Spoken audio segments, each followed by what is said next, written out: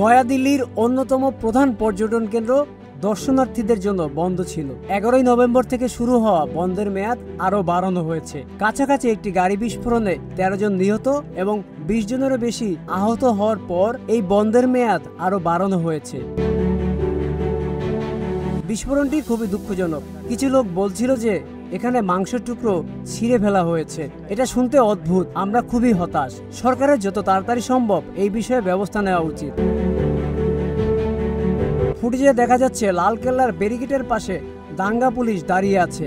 Seal করা এলাকার পেছনে একটি পুলিশের গাড়ি দাঁড়িয়ে আছে। চান্দি চকে ব্যারিকেড যুক্ত এবং সিল করা এলাকার পিছে ভারী নিরাপত্তা ব্যবস্থা সহ ঘুরে বেড়াতে দেখা যাচ্ছে। বিস্ফোরণ স্থলে অবস্থান করছে মিডিয়া ও পেশাদার কর্মীরা। বিহারের গোপালগঞ্জ থেকে ভ্রমণকারী মুসাইক কুমার নামের একজন পর্যটক তার হতাশার কথা প্রকাশ করেছেন। আমরা অনেক আশা নিয়ে এসেছিলাম, কিন্তু এটি খোলা হয়নি সন্ত্রাসী হামলার কারণে। আমরা জানি না খবরের আর কি আছে। তিনি আরো বলেন, এখানে আসতে টাকা লাগে বলে তারা বাড়ি ফেরার আগে অপেক্ষা করবে।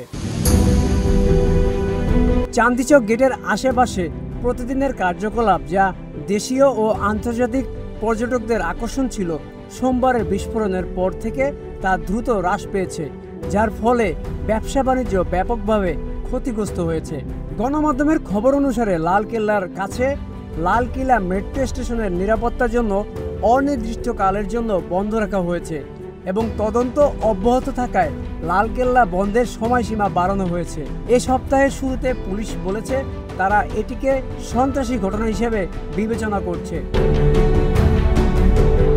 সোমবার লালকেল্লার কাছে একটি গাড়ি বিস্ফোরণে দিল্লি কেঁপে ওঠে, যেখানে কমপক্ষে 8 জন নিহত হয় এবং 20 জনের বেশি আহত হয়। কর্তৃপক্ষ কর্তৃক একজন চালকের নাম ডক্টর উম্মার মোহাম্মদ বলে ঘোষণা করা হয়েছে। হামলার সাথে সরাসরি জড়িত আরও 2 জন সন্দেহভাজন ব্যক্তি বৃহস্পতিবার থেকে পুলিশি হেফাজতে রয়েছে। Aminul Islam, news flash 71।